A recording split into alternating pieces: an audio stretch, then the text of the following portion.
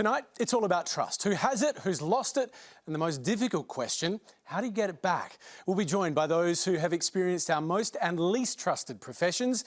Yep, you guessed it, the politicians and bankers are among them. You've got the questions, now let's get you some answers. Welcome to Q&A.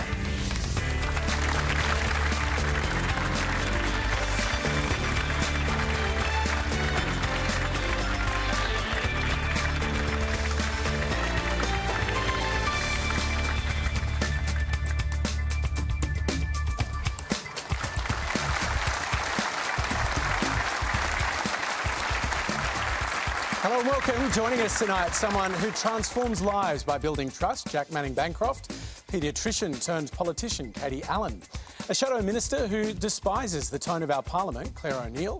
You may know her from a reality show set in the jungle, but she's also a senator, Jacqui Lambie, and a man with one of the toughest gigs in town, helping the banks rebuild trust, McKeon. Would you please make them all feel welcome?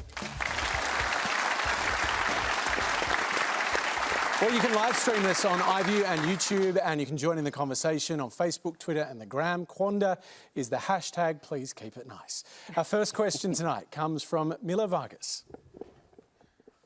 I don't remember a time when the notion of a trustworthy politician wasn't a joke amongst my friends. As a 14-year-old, I wish this level of cynicism wasn't the norm amongst myself and my peers, but it is. Where are the young people of Australia supposed to place their trust when the people in power seem all too often to prioritise their own self-interests over what's best for the country? Jack, you and your organisation have mentored a staggering number of young people. Who do you tell them they can trust? I think that the part of the challenge with this conversation tonight is looking at how you frame trust and how we start that conversation. And when we label all politicians or all governments with the same descriptor, we're going to get ourselves into trouble. So when your friends make fun of politicians, maybe ask them who and start to break it down, because there are a number of people who give their life to service, who give their life to leadership, school principals, teachers, mentors, guides, and it's very, very lonely leading. And so part of our responsibility, I think, absolutely hold our leaders accountable. But we also have to build that trust up as citizens and work out how we build bridges of understanding both ways. And I think that's what's really complex about tonight. I'm looking forward to listening to some of the other people's responses. How do you start? If a young person says, I don't trust you, or I don't trust your group, what do you say to them? Look, what's really fascinating about some of the really complex elements of a human life, when we think about the philosophical framework around the word trust, it's hard to find some of the ingredients. So if you've got a city of trust and you've got all these roads driving in towards it, maybe turning up regularly is one of the roads that drives in there. Maybe doing what you said you were going to do is another one. And it is complicated for us to work out what are those ingredients, because then when we understand the ingredients, then I think we can cast fairer judgments around whether our trust is being broken or not. What's our social contract with each other? What are we expecting people to do? Government, when we say the word government, I'm so stoked that, every Tuesday night, the garbage people come and pick up my garbage. Like, that's unreal. And that happens just seamlessly. And, my daughter can go to an early childhood centre and get great schooling and great support. So that breaking down all the levers of government and making sure our analysis is really rich will help us find the art of the problem and then be able to unpack it, I think. McKeon, we'll get to the big business end of town later, but who do you think young people can look to trust? I think Jack's launched this program really strongly. The Western world as a whole is having a problem with trust, interestingly. There's this thing called the Edelman Trust Barometer, and essentially developing nations are more trusting in their institutions than the Western world. We've almost evolved into a post-trust era. And all I would say to a young person, and a great question to start with, is firstly, don't give up. And secondly, I think trust starts actually not with big institutions. It starts with relationships, just people. It starts small. And I would encourage you to take every opportunity you can to meet with the ladies on my right here, people who have influence, who have power for whatever reason, and try and get to know them, understand the challenges that they have. I think Jack has absolutely nailed it. You know, we're pretty tough on ourselves. We should hold our institutions and individuals accountable, obviously, but we should also remind ourselves how good that certainly living here in Australia can be. All right. Our next question tonight comes from Joss Coley. Thanks, Hamish. Being a primary school teacher, our job is to create an environment for our students to learn life skills and prepare for the future. Part of our role is to teach students about the importance of gaining and keeping trust in people, and we tend to use real-life examples to prepare them for the real world. I'd like to ask the politicians on the panel, how do I teach the students the importance of trusting our leaders in this country when, to be completely honest and with all due respect, I don't trust you myself? Jacqui Lambie. I don't trust a lot of them either, I have to be honest with you, so that's not helping. You know what? Trust comes with leadership, and in this country we're lacking leadership, and I don't agree with you. Leadership has got to come. You've got to lead by example from the very top, and that starts with the politicians and the institutions, and we're not getting that. And I'm grateful that you asked a question, because it's nice to see that 14-year-olds are still slightly engaged in politics, and I'm very grateful for that. But they're not engaged at the best possible level. I don't know how you teach your children to have trust when my generation and the generation below does not trust those people in high office, and this is becoming a massive problem. If you make a mistake, come out and be honest. Tell people why you've made that mistake and go back and fix it. Don't say there's nothing to see here when millions of Australians can quite clearly see there is something to see here. Jacqui, can I just ask you, what are you talking about when you say that? That there's something that we all see that they're not willing to acknowledge? Well, I think, you know, you've only got to look at the sports riots that have just happened. When you've got them up there saying nothing to see here, we've got a report that they won't release, but there's nothing to see here. Now, if there's nothing wrong with that report and there's nothing to see here, then release it out. It makes no common sense. There's millions of Australians going, we don't trust you because you haven't earned any trust. And this is the problem. And the trust in Parliament is getting worse by the day. It's nearly hit ground zero, and I don't really know what else to say. And until we get some decent leadership up there and in those institutions right across the board, whether it be politics, whether it be defence, we're not going to go anywhere. But this not communicating with Australians and being brutally honest with them, whether they like it or not, have the guts to stand up and tell them the truth. Yeah, people aren't going to like it, some people, but you know what? At least you're being honest. They'll at least respect you for that. Is there something different now, though? Because, to be fair, trust has been an issue for a long time. Yeah, I think the difference is now you do have some micros and some independents up there actually calling them out. We're not perfect either, but we'll tell you if we make a mistake, we'll tell you if we've got it wrong, and we'll try and lead by example. So, you know, if the major parties can actually shift a little bit and give a little bit, that'd be great. Right now, what it's missing up there is police on the beat, and this is why we're all calling for an integrity commission to sit on top of it. Why should we have to be begging for an integrity commission on our own parliament in this country? Because we don't trust them anymore, and we don't believe a word that's coming out of their mouth. And you know what? They've brought that on themselves. Katie Allen, I want to bring you in here because you're a member of this government, but you come from a background as a doctor, as a paediatrician, which is the most trusted profession in Australia, according to polls last year. The most trusted at 69%. You've moved into the profession of being a politician, which is our least trusted. Has something changed about you during that process? Well, it's interesting you say that. I mean, I'm not only am I a doctor, but I'm a scientist, and they're number one and number two globally. And in fact, people did say to me, why on earth would you go from somewhere which you're top of the profession with regards to trust to virtually the bottom? And I suppose for me, it's too important not to try and not to get in there and get inside the tent. And what is really interesting is this concept of trust, because when you speak to, you know, Clare, Jacqui, I'm sure you feel quite confident that you are doing the best that you can do as a leader, but there'll be people who criticise you and say, you know, we don't really trust some of the things you say and do. So someone said to me, it's a bit like lawyers. You know, you might not trust lawyers, but you trust your own. And I think that comment going back to, get to know us. You know, my door is always open. You know, I'll answer every phone call and every email because I need to explain what I'm doing and what I'm representing as my electorate. Because we've got to remember, our democracy is a representative democracy, and the people of Higgins know that I'm there to listen and to represent them. I'm not their delegate, I'm their representative, and I've got to represent 110,000 voices. You cannot even imagine how many different opinions there are when it comes to anything. I've got a family of 6, I've got 4 kids, and making a decision about which restaurant we want to go to can be quite, you know, contested. Well, you take that and you put it onto a grand stage, which is the national agenda, in a global environment, and it's pretty full on. I'm just interested to know on the sort of personal dimension to this, and I want to ask you, Joss, I know you're saying you don't trust you broadly, but do you look at these politicians tonight and feel personally that you don't trust them individually?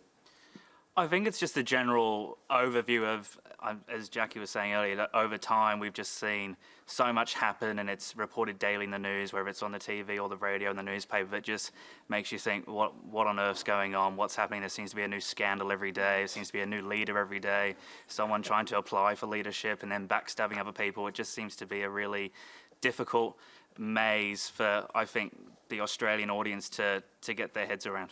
Clare O'Neill, I know when you first entered Parliament, the actual Parliament itself is what shocked you and has sort of left you with, I suppose, a different perception of this whole question of why people lack trust in politics. Well, firstly, I just want to say it's crushing for me to hear these two examples, because you're both talking about young people and about children.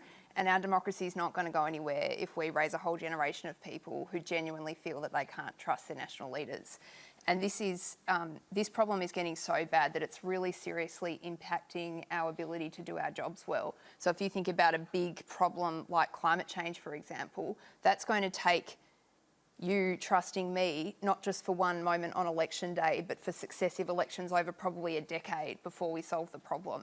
And where we are right now, I think the last stats said there were 21% of Australian people felt trust in federal members of parliament. We're just not going to be able to tackle the big problems that we confront. So this is a really urgent national problem.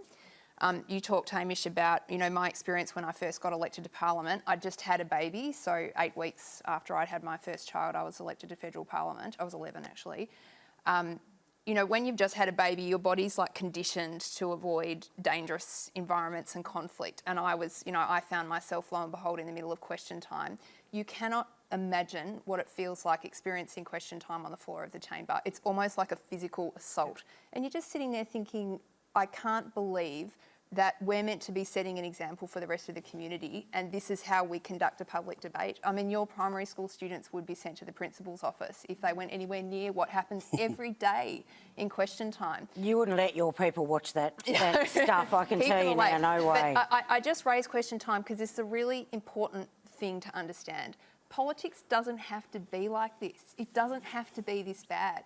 But we've constructed an institution that made sense 50 years or so ago, and we need to move with the times. Like, it is abundantly obvious that the public is demanding more from us, so let's change. It's within our power to do it. So you talked about a National Integrity Commission, Jacqui. That's something that I'm very much in favour of. Yeah, we want one with teeth, though, not what the Labor Party wants. We want someone absolute chops. Right, we'll get Look into out, that. Jaws. I don't want a gumboot thrown at me, so...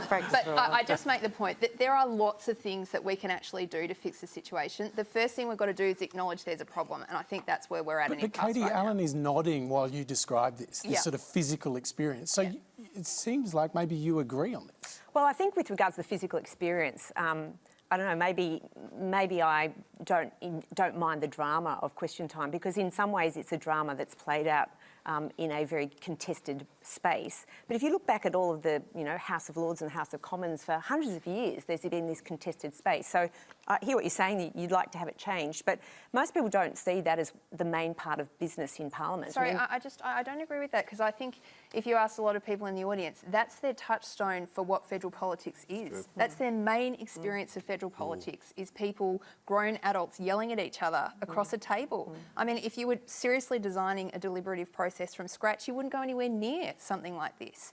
And I worry not just for the perception that it gives you as individuals about what we are as politicians, but how it affects the whole culture of the way politics is conducted. Because here's the centrepiece of our democracy, and it's conflict, it's ambition, it's people disrespecting each other, people mocking one another. Of course that bleeds into how we conduct our business as politicians. But in a sense, parts of Australia were quite shocked when they saw citizens shouting at the Prime Minister during the bushfires. In fact, the world was shocked to some degree. Is that different, do you think, to what goes on in Parliament? Why is it any different? To them, it's acceptable behaviour because they're watching it on TV 5 days a week, 19 weeks a year. Yeah. To them, this is what I mean. The way we present ourselves at the top trickles down to the rest of society, and they say if it's okay up there, it's okay down here. Well, I would say that there's plenty of Senate inquiry committee meetings and all sorts of committee meetings which are, dull as dishwater, and people don't watch those. So there's a lot of politics you can watch, but people won't tune into it. So in some ways, it is a bit of a show that's there for people to hear and to see the contested ideas. My view is that we shouldn't not debate and we shouldn't not argue, but we should basically argue better. And as a scientist, I'm used to the contest of ideas, so I don't have any problems with the contest of ideas. The most important thing is that we're playing the ball and not the man or the woman in our case. And that's where, I try to hold myself in that regard, which is that I will fight for the ideas. Well, I contest those ideas, but I don't want to personalise it, because I think that's when we are diminished as a parliament and we're diminished as a democracy. We're going to find out a bit more about that, what you're fighting for in Parliament, but I want us to meet someone pretty extraordinary in our audience tonight. Her name is Lynn Smythe, and you've taken the bus here. Would you care to stand up and join me? Lynn, you had a terrifying experience 12 years ago. You were in a car crash and that left you with a brain injury, and you lost your memory, you lost some powers of communication, but you also lost something else. I lost trust in myself, in others around me, in the medical profession. I didn't know whether people were telling me the truth, whether they were placating me. And yes, I lost trust. Because you couldn't read signals, is that? I couldn't read signals anymore. And because of my memory issues, I couldn't remember what may have been told me yesterday. And so I had to try and trust people to tell me the truth. But I found subsequently that they weren't telling me the truth and I was being manipulated. So I'm interested to hear, given we're having this conversation about trust, can you function as a human without it? I believe not. Because we base a lot of our decisions on trust of ourselves, our family, our politicians, our bankers, our doctors, lawyers, Indian chiefs even. But yes, and so we do make those decisions based on trust, on what we believe to be correct. And can you rediscover it? Can you relearn it? Can you re-find it? It's a work in progress, I believe. It takes time, so it's taken me 12 years to actually have the guts to get up here and speak with you tonight. I wouldn't trust myself perhaps 12 months ago to have the confidence to do it. So I think for everybody it's a work in progress. Some of us are better than others. But it's small, it's baby steps. And if you want something badly enough, you'll get there. I know you're nervous about sharing this story Absolutely, tonight, so thank you very much, ladies and gentlemen. Would you please...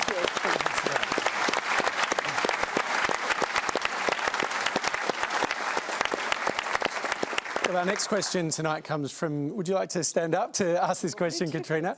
Katrina Prendergast, I think your question is for Jacqui Lambie. It is. Jacqui, with your support, the Morrison government managed to repeal the Medivac bill, ensuring that refugees are denied necessary and in some cases life-saving medical treatment. Your refusal to disclose your reason for backing this cruel bill has assisted in the further demonisation of a group of very vulnerable people.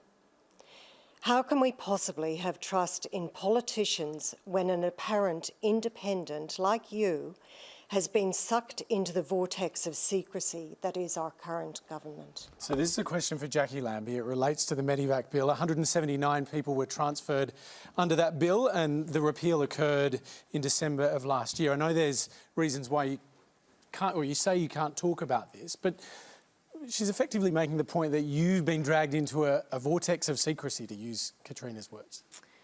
Yeah, look, this is not going away. This has been very, very tough for me, just like it has for, and there is millions of Australians out there worried about refugees, and I understand that. I asked in Parliament for people to trust me and to give me some time. For somebody that likes to get it off their chest straight away and get out there on the front foot, it is really playing on me, and I'm really struggling with it, and I'll be honest. But I'm also very aware of the national security implications that come along with that if I say anything about what is going on at this point in time. So I know you don't trust any politicians, and I know I'm asking a big ask, and I did it last year standing up.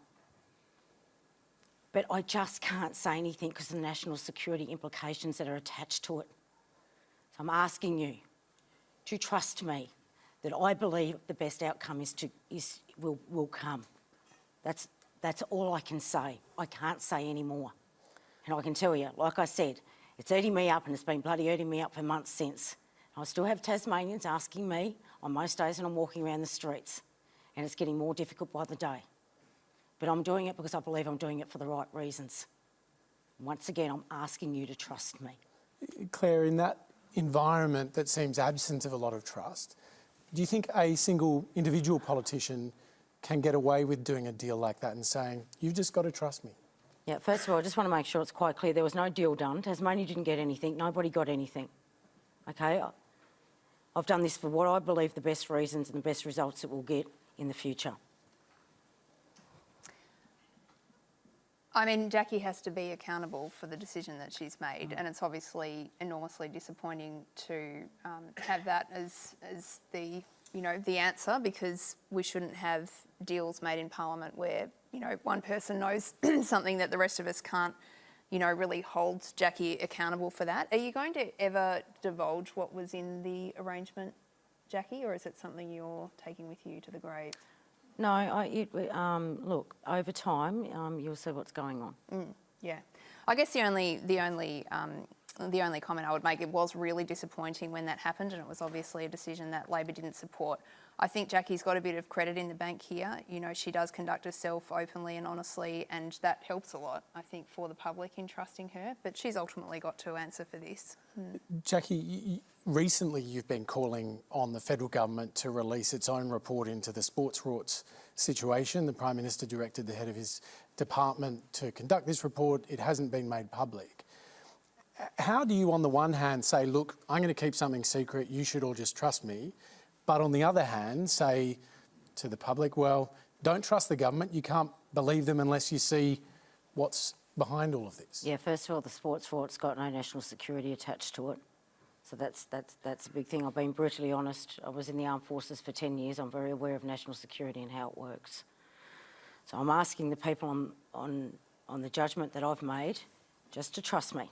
Just give me a little bit of time and see what comes out of this, please. But if you ask that of the public, why can't the government ask the same thing? Just trust us. Because the government has no credits left on the board. It's as simple as that. And people are giving me a fair go, and Tasmanians are certainly giving me a fair go. And they're giving me some room to move on this, and that's what I'm asking for. Katie, I notice you copped a fair amount of criticism for voting for the repeal of the Medivac bill, in part because you're a doctor. A lot of people seemed to hold you to a different standard to other members of the government. Why did you effectively choose to side with politicians over doctors on this? Thanks, Hamish. That's a great question. In fact, the day after I got elected, I went in the party room to speak to Peter Dutton to talk to him about his intention for the offshore processing centres, because in my view, I'm very keen for there to be resettlement and for them to be closed. I think the good news is that we're not seeing boats coming to Australia and people smugglers doing well out of this. We're not seeing deaths at sea. But you began earlier in the program talking about how you believe in science and you believe in the advice of doctors. Yeah, so what I would say is, and I wrote an opinion piece on this because in fact I was criticised in the Twitter sphere about this, and felt that it was important that I put my reasons out very clearly so people can make a decision based on what I think is an honest appraisal. So the first thing I did is to go to speak to Peter Dutton, and he told me that the vision, the intention was to close these offshore processing centres, and he said about doing that. But then the other thing is that as a doctor, my role is to look after the individual patient and to fight for that individual patient. The role of government is to look after everyone in this country. So the analogy for me is that if you're on a plane to London and someone develops chest pain, the question is who gets to decide whether the plane is turned back? Is it the doctor on the plane or is it the pilot? And most people I've spoken to say it's the pilot because they have all of the information to hand, of course informed by the doctor. And that's where I've left it, is that in my view, the decision should be made by the government, informed by medical advice as it is now, and that is a strong argument for it. Now, of course, people will argue about particular situations, and we have to do better with those processes. And I have absolutely no doubt at all that we do need to do better. I'm not questioning that. What I'm saying is I believe it's not an individual doctor who should decide, it's actually the government. But That's isn't our it role. an individual minister? It's Peter Dutton. You're saying you trust him more than a So doctor. now you're personalising it, but let's just say it was somebody else. I mean, because, you know, the But it is issue... that minister. Well, the thing is that what you want to look at is the processes, and if the processes are correct, then, you know, if you're not comfortable with the government's, then you end up voting that government out of the ballot box. But that person is in charge of executing I shouldn't use that word, but, you know, actually promulgating the government's decision. Right, Sorry, Amish, I think you'll find that there is bipartisanship here, that there is the will to get those refugees off as soon as possible so they can get on with their lives. Yep. But we had Okay. a policy that helped do that, and you both worked together to I think kill it off. Australians are pretty happy with the fact that we now have people who are coming in an orderly way via plane with their papers, identity papers intact, and that they're coming here and being processed in a way that means we don't have the problem that Labor had. I mean, I think it's actually a disgrace what was happening under Labor, and I think there are many people in Australia who felt that, you know, thousands coming by boats, deaths at sea, those sorts of things were not good, and that the people smuggling trade was what was profiting there. So I think that, you know, things have settled down. I think the situation has become a situation where we don't have to worry about those things that were happening under Labor. We're just talking about Medivac here, though. It's not the whole situation of refugees. We're just talking about one law that said when someone's really sick and they can't get the medical treatment that they need, that they can come to Australia under doctor's orders. Well, it was clear that people were coming to Australia with doctors in, you know, information being passed to the government and then those decisions being made. So, you know, there were patients who were already coming. There was already a process in place, and there continues to be when someone is sick that they are transferred here. So, well, that's not quite right, but it's probably... Let's take our next question. It's from Sharon We're Pittman. going back on. I see little respect for or valuing of the deep knowledge and experience within our community. Expertise that's been gained over years of learning and doing. Why do such people have to fight to be heard by leaders who don't have this knowledge or these backgrounds? Would there not be a great deal more trust in leaders if decisions were guided by the most knowledgeable and experienced? Simon McKeon. Well, thanks, Hamish. I'm the oldest person on the panel, so that's quite appropriate that I get it. Actually, I think behind your question is all about the art of listening. You know, whether it's an older person, seen decades of life experience, etc., or actually someone younger, but who, for whatever reason, really has a really good contribution to make. I think the issue is, what you're saying is, why don't we listen to each other? Obviously, someone who's competent in a particular area, has seen it all before. Yep, we listen to them a bit more than perhaps someone else. But yeah, I think we have lost the art of just listening. But why is that when it comes to things like scientists, for example? Why have we started to doubt scientists? Hamish, I had a fabulous 5 years chairing CSIRO. I'm not a scientist. I worship people who are. And they literally cried on my shoulder, saying, you know, I've dedicated my life to this particular sphere, narrow area sometimes of science, and I'm just writing honestly what I'm finding, what I'm, you know, breaking new ground sometimes. And people who have not trodden my path just disagree because And I remember this quote as if it was yesterday, because they got out of the wrong side of bed. And it's thoroughly dispiriting for people that have really dedicated their lives. You've asked me a direct question. I have no answer why some of us just choose to criticise or take a position from a position of very little knowledge. I think there's a fair bit that goes into the absolute disruptive period we are having with reorganising what was, for a couple of hundred years, the fourth estate or the fourth power, which was the role of an independent, free journalism that could provide accountability and also a platform. So, Jacqui, when you're talking about trust and trust us, or what I could cling to there was when you were saying honesty. Okay, so if honesty is a part of trust, then how do you communicate it? Because this is got to be the most watched platform for politicians to have an engaging, complex conversation. And when you reference Twitter, frankly, part of the challenges we're having is we've gone to 1 second appetites with ideas. You can't have complex conversations around that. Well, that's why I've written opinion pieces, because I don't think you can respond in 1 sentence responses. Well, you can't, unless Hemingway's 6-word story, if you're a really good writer. 30-second grabs, mate. 30-second grabs. I think what we are starting to see, and there's a guy who wrote about it in 2011, published his Harvard case on it, and is that we're starting to see a connected fourth estate. We don't quite know what that's going to look like. So we see our role as a mentoring organisation to actually fill some of that void that's been dislocated, and to publish stories and to inquire and to try and understand what's going on behind the scenes. And I think you're seeing a real reordering of how information is shared. And at the moment, for the really big social media groups, there's as much in question for their responsibility for the current platform we have. Because yes, there's question time, but I can tell you there's not many people my age, not many people in primary school, not many people in high school who are tuning into question time. There are platforms and communication which are eating at kids' brains. The phone is one of the most complex, addictive devices we've ever had invented in human history. It's changed the way our brain is working. So we're in a very, very disrupted, dislocated time, which comes back to the first question. The responsibility for all of us to start to be mentors, guides, philosophers, journalists, and try and be stronger in how we decipher and understand information becomes part of the challenge, primary school kids and the like as well. So I think you've got to acknowledge the time that we're in and how we can try and find solutions. But how do things like those platforms mean that we're no longer listening to that knowledge and science-based learning? Oh, it's pretty simple. Like, you used to sit down and have a conversation with someone, and so the teacher, for example, it was great. Like, I didn't get along with a lot of my teachers at school. I used to get in a fair bit of trouble. But I had to listen to whoever it was, because they had access to the information for me to pass my tests. Now, in my pocket, see you later.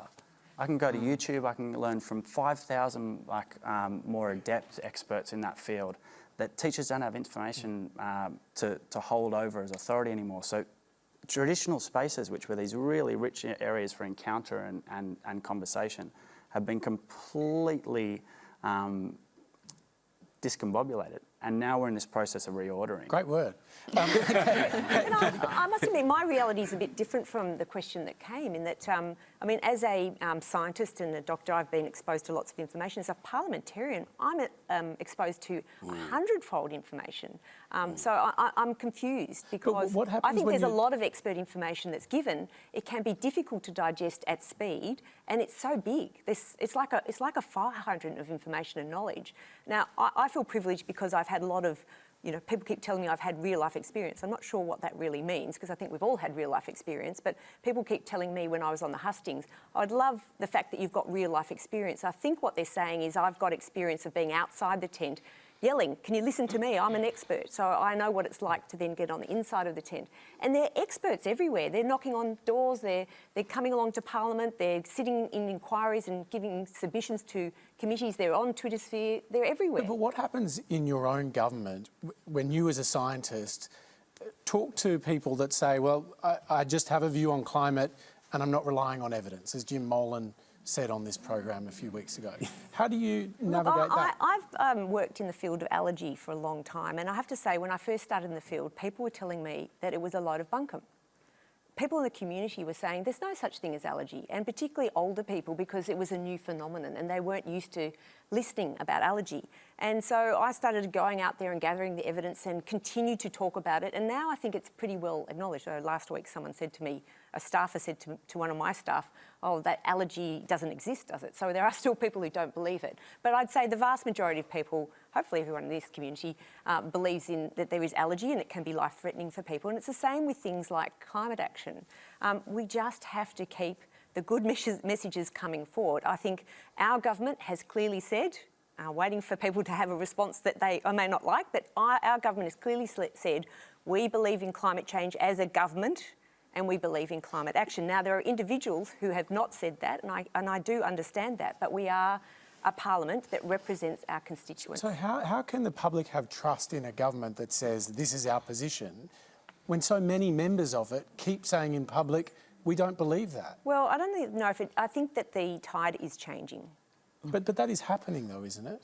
I think there are less people saying that there were, and we just have to keep moving the dial But the Deputy forward. Prime Minister went on television yesterday and said, well, we're not governed by the IPCC and international organisations. I mean, these are senior members of the government that have a really different view of what action is needed on climate change to the one you're saying is the government's position. Well, I mean, you've got to look at what the government wants to deliver and has said that it's going to set out to deliver, and then at election time, the decision's made on whether the government has delivered on what it said it will deliver. So have you handed these people evidence? I think that, I have to say, the Prime Minister, Scott Morrison, Josh Frydenberg, Angus, they've all said we believe in climate action and we're going to deliver on climate action. You're giving the example of people that didn't believe in allergies and the fact that you kept turning up with evidence. And they do change. And so the grandparents who then watch their child or their grandchild have an allergy reaction certainly believe, and they become great proponents for it. So the thing about trust, and I've been married for a long time, and the difficulty in this day and age with trust is that everything we've ever said is now recorded and thrown back at us. And so anything you've ever said is, there's no opportunity for people to develop a new narrative because people say we can't trust you because here we have evidence from you from 20 years ago. So the problem with that is then we can't have a progression forward of ideas. We can't have acceptance that things have moved forward. In my view, the government has a narrative that is moving forward. Now, you may not all agree with me, but if you look at it in an objective way, we have said we believe in climate change. I believe in climate change. In my first speech, I said it's not just an environmental imperative, it's an economic imperative. And in my most recent opinion piece last year in The Age, I said it's not just an environmental imperative, it's an economic inevitability. And so for my party, an economic lens is an important one to take, and Australia is at the point in time where we need to step up and take hold of that with both hands. Jack, what do you make of seeing politicians within the same government having really different views on something like this? Yeah, I was just thinking it'd be really cool if there was more space for, I don't know, or actually I did think that, and then the art of this debate and discourse and complexity of evidence has actually turned my decision. That'd totally win my trust. And I think that's the piece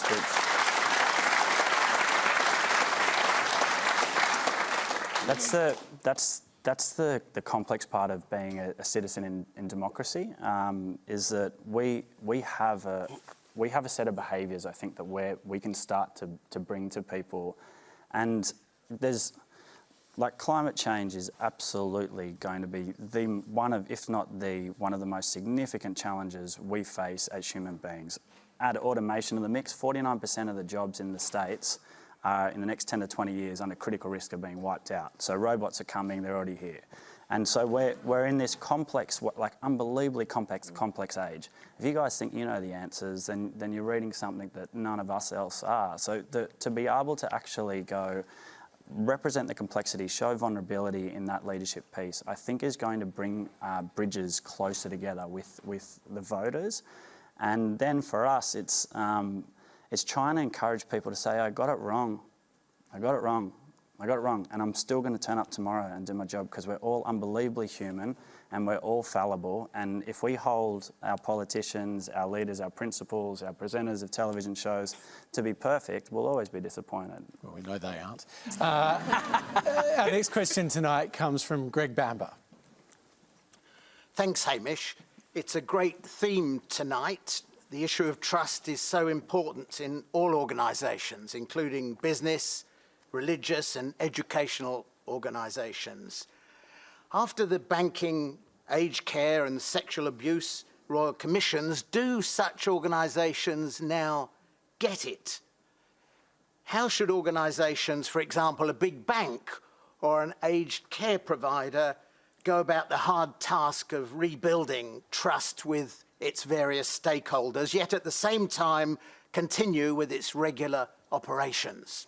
Simon McKeon, and I should say you're on the board of the National Australia Bank, of Rio Tinto, you were the chairman of AMP. You're not speaking in any of those capacities tonight, but just for context, how do big institutions like that go about rebuilding trust once it's gone? Thanks for the question. There's no big organisation that I'm involved in, whether in Collins Street or the non-for-profit sector, or indeed some of the arms of government, that absolutely understand today that that the era is a different one. The level of public scrutiny is unprecedented. The way in which certainly the influences of that organisation are studied, monitored, it's extraordinarily extensive. And I think anyone who doesn't subscribe to that view is just acting in a very cavalier way. So, is it in part because they can now put a value on trust? Absolutely. In fact, dollar value? If you want to put a dollar value on it, just look at the stock market reaction during the Banking Royal Commission. Literally day by day, depending whether it was a good or a disastrous day in terms of evidence, the stock market was looking at it, literally minute by minute at times. So for me, that's actually not the issue. The good news is that I think these institutions, of which I am part, get it. The real issue is, what the heck do we do about it? Because, with all the desire in the world to make things right, and I'm not saying, be instantly perfect overnight at all, but what I am saying is the desire to not just improve, but at this point, radically improve is ever present. I wonder what, with get it, when you say they get it, because I sit on the other side of a lot of these, the CEOs and chairpeople of some of the big organisations, and absolutely there's a commitment to some social causes and to building that, corporate social responsibility. When I see a world that accumulative wealth makes its way up to 8 white men, and 50% of that sits there to match the other 50% of the least wealthy people in the world, there's something fundamentally broken about the way we have wealth distribution and the way we have opportunity. And I think it's that maturity and that complexity. I'm really fascinated how much power the big groups are willing to let go, how much cash they're willing to let go from their profit margins to build a more equitable world where, in our country, we don't have some of the worst living conditions in the world for our First Nations people. We don't have some of the worst living conditions in the world for some of our recently migrated. And I think that is a really complex question, because I think we have to rethink what success looks like. And it's not a BMW and 7 houses. You don't need that. You need maybe $100,000 to have a happy life. And I think that would be a really fascinating question to start to see the big businesses take on as well. Can I just say briefly, I think the very first thing I said tonight was, referred to this Edelman trust barometer that said, basically in the Western world, we're struggling with trust. Funnily enough, in the developing world, they haven't got there yet.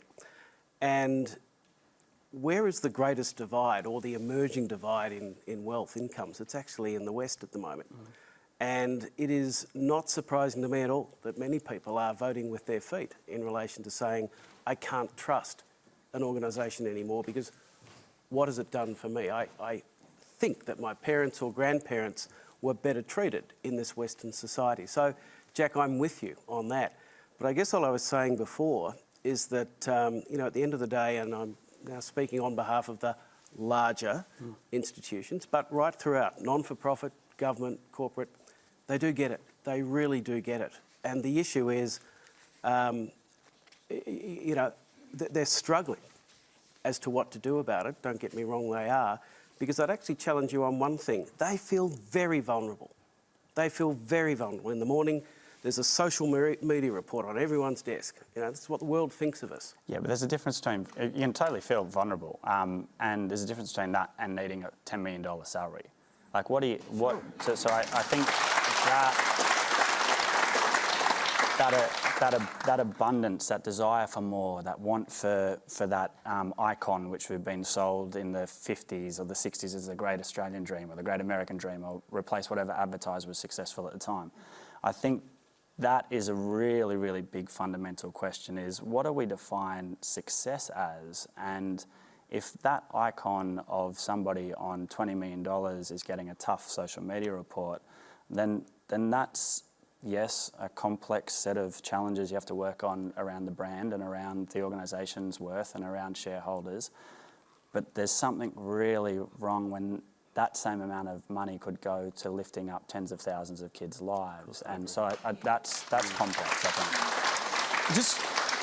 We've got someone else in the audience tonight, Serena Lillywhite, who's the CEO of Transparency International in Australia. I'm interested to hear your observations of this, because Australia's rankings on some of these measures have actually dropped quite significantly, haven't they?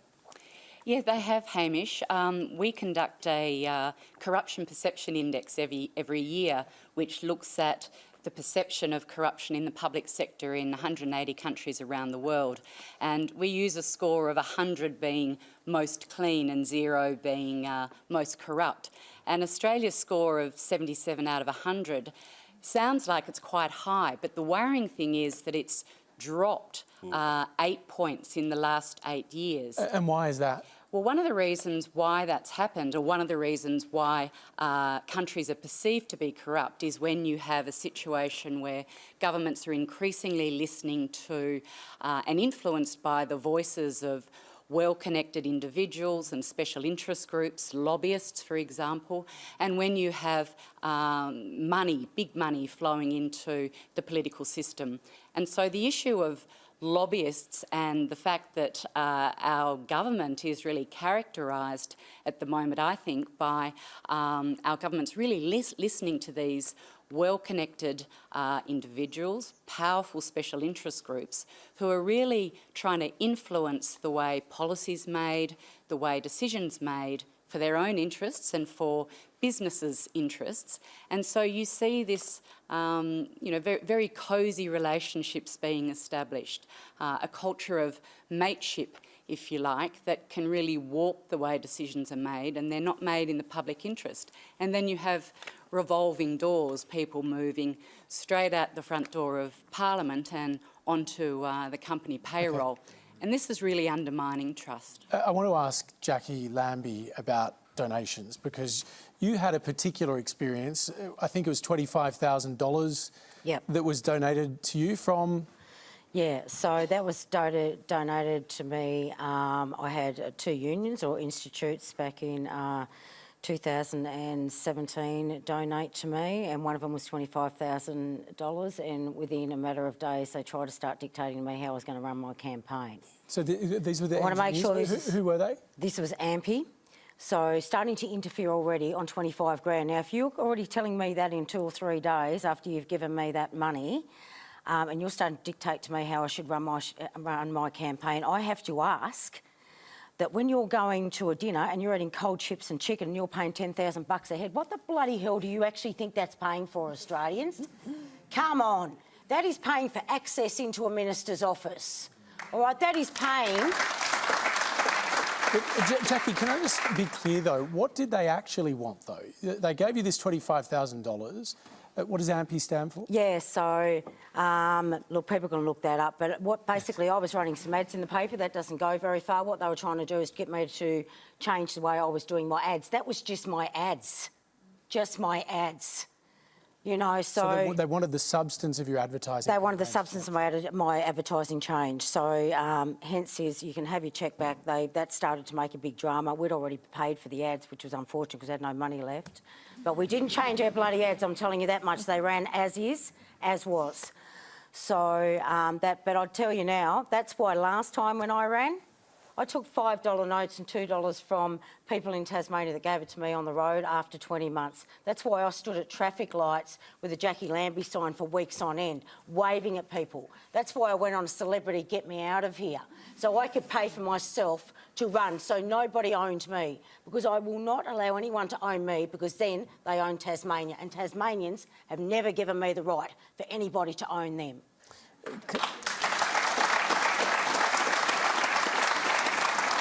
Clare O'Neill, what is the expectation if you're in a major party and it gets a big donation from an industry?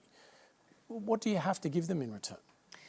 Well, you don't have to give them anything. And one of the things that just, well, murmur if you like, but I mean, one of the things that I'm just thinking, listening to Serena, I mean, it's absolutely obvious that we need to reform the way the political donations work. I have no question about that. But I can tell you honestly, as a Member of Parliament, I haven't seen the type of corruption, basically, that you're alleging, or the audience is alleging, is an everyday occurrence in politics. But it doesn't matter, because what matters is that you believe it's happening. And we can't have a political process where there's widespread belief amongst Australians, which, based on tonight's audience, I'm guessing is the case, that you can buy decisions to go your way, one way or another, in Canberra. So let's change it. You know, this is one of those institutions that's clearly fomenting in you the idea that politicians can't be trusted. It has to be fixed. But you both major party representatives here tonight have bemoaned the climate policy scenario that Australia finds itself in.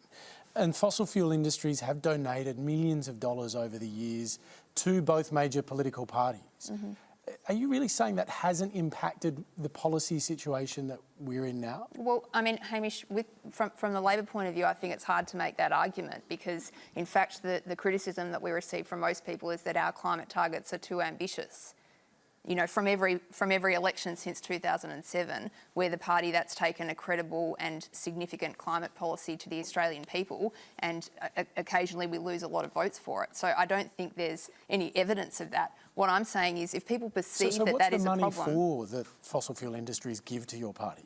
Well, I'm not actually across what fossil fuel industries have given to the Labor Party, and if that's the case, then, you know, I'm just not aware of it, because as a Member of Parliament, I actually don't have any access to... Well, in the 2018 financial year, it was, I think, $725,000. That's figures produced from the AEC declaration. So that's both sides. No, that's the Labor side. And then there's the other side. The coalition as was well. a bit over $1 million. Yeah, so the problem here is they've had this little cosy relationship going on between the both of them for many, many years, right, Liberal and Labor. Now you've got the small amount of crossbenchers and independents up there now starting to call them out. You can't tell me, when we ask for an inquiry on Crown that gives hundreds of thousands of dollars to both sides, and this is over allegations of money laundering, of visas, of people coming in not even having their visas checked, that neither of these guys would let us have an inquiry on that. You can't tell me that the pokey lobbyists out there that have chucked millions over the years into both, and they're both sitting on the same policy, yet we know how much harm and how many billions of dollars it costs this country, because it's attacking the most vulnerable people in our society. These guys that know they're fine, nothing to see here, leave them out there. I'll tell you where they belong, back in those bloody casinos, and get them out of those clubs and pubs. And that's what we've had for a long time. That's buying. That's buying. And that's exactly what's going on. There's plenty of buying power. Katie Allen, does the money get anything? Well, I think the most important thing to remember is that we are one of the very few democracies where everybody has to vote, and I think that's something we have to guard. But come on, that's not the question. The question is, what does all this money get? I know. So now they're buying their seats instead of earning them. See what we're up against? With respect, Senator, this is a question for you, Katie. What does the money get? Well, I mean, I haven't had any experience of that sort of discussion, so I don't actually have, with greatest respect, I don't really know what you're talking about. Well, the money that goes to both major parties. I know what's on the ACD, but I'm not involved in that sort of discussion. So it doesn't affect the policies in any way? Well, you know, my fundraising, I have to fundraise in my seat for my election, and everything is disclosed. So you can go online and look at all of my disclosures about who has given funding and who hasn't. And I hear the concerns that the community have about that. Are you comfortable with the level of money that is donated to the political parties? Well, I think that, you know, the option is the taxpayer. pays for that money, pays for the election. And I think, you know, there's always got to be a conversation about that if that's what the taxpayer wants. I mean, at the end of the day, we are the servants of the taxpayer. At the moment, the system is the way it is, and if, you know, people want to change it, then that's what they need to tell us. Okay. Well, we're obviously discussing the way forward, what people, what institutions, what politicians can do to rectify their reputations and rebuild trust. Simon Longstaff is an ethicist who works with all sorts of people, sports people, business people, politicians as well, to help them address some of these questions. I went to speak to him. What is trust?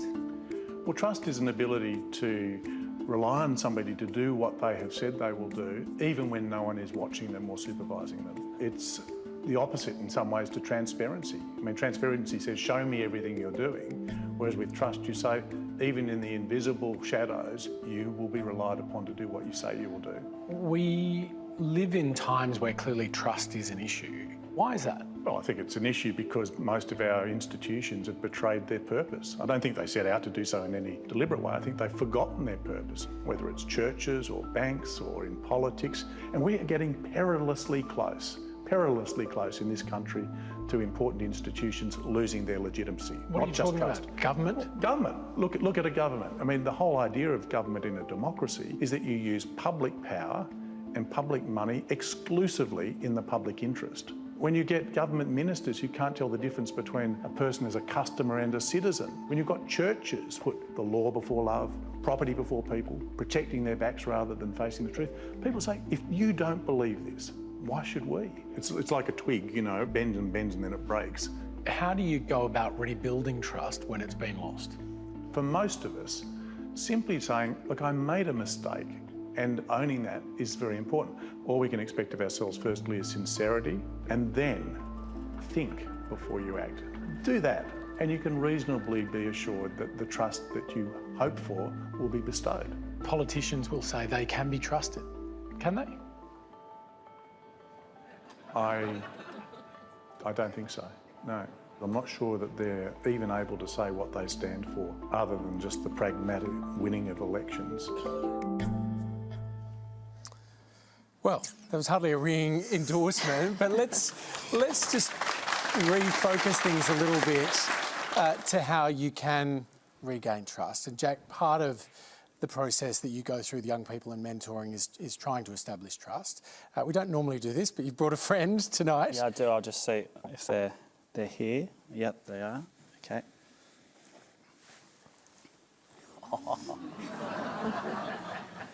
Who's this? Hi. I'm Hope. See, I come from a world called imagination, and I was just listening to that video down there. I come from the depths deep below, and I was listening to Simon. Great interview, Hamish. And I was thinking, you know, part of how we rebuild it is not giving up on me, because if you give up on me, I die, and then my world imagination, it starts to become very dark. We've got to be able to imagine the future, imagine what's possible, and build hope into our narrative as well. So that was what I just thought I'd pop up and say, and now I'm going to go. Bye. Don't go.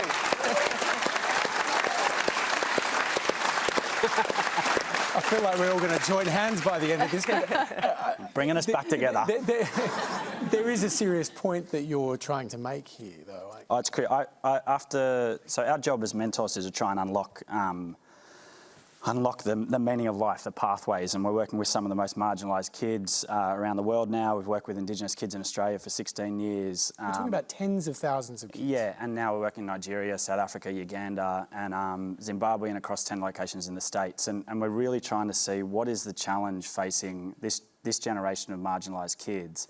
And after searching through all these things, the one thing I can land on is imagination. I think imagination gives us the ability to rewrite our story arcs internally. But what's the connection between imagination and trust? Well, I think they're a triangle. I think when you have your ability to imagine new realities, you start to be able to make causal jumps from the today to tomorrow. So when you're told again and again that a story, so we're talking specifically about kids for a moment, when you're told again and again that your story arc is always going to be the same way it's always going to be, then that starts to self-perpetuate. The challenge when you're told that life is hopeless again and again, or that a system is broken again and again, is we lose hope. Now, hope allows us to act. Hope is an energy force, and I don't know what the measurement system is. I don't know if there's an index yet. I don't know how you put it into a formula, but I definitely know that when you hear someone with hope in their voice, with spirit, that spirit of hope in the way they're talking, it is electric and it moves like a current throughout us all. And that then I think starts to invoke the ability to understand whether we can trust people. So hope's a world. I lived in America just at the end of when Obama was president, and then we lived under this next president. I think you see, part of my read on it was you see the ramifications of when you go for hope, and no matter what Obama delivered, you're never going to deliver on hope. But man, is it worth fighting for. It doesn't mean you shouldn't back down. It doesn't mean that we shouldn't have hope in our narratives. Yes, there's absolutely horrible struggles and challenges we have to work through. Let's find the thread of hope and let's build it. And I think that gives us a chance to overcome some of the most significant challenges we have. I want to go back to Mila, who we started with tonight, because you began, it sounded to me, feeling a bit hopeless about our politics. 3 female politicians on the panel tonight. That's unusual given the makeup of Australia's parliament. Have you heard anything tonight that actually makes you feel a bit more trusting of our politics? I think even the fact that all of these people are here to have a conversation about trust, it does make me feel more hopeful. And so moving forward, yeah, I'm not as maybe mistrustful as I might have been of politicians, but of course there's always that doubt, because we know more about politicians' scandals than we do about their actual politics, and maybe that's the point at which we end it tonight. Mila Vargas, thank you very much indeed.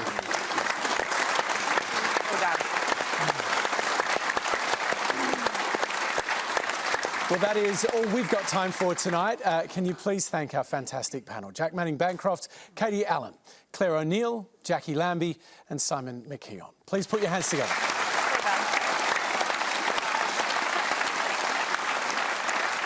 Well, next week, we're talking about our complicated relationship with China, our biggest threat or our greatest opportunity. We look at the growing impact of the coronavirus here and also abroad. Join us then. Have a great night.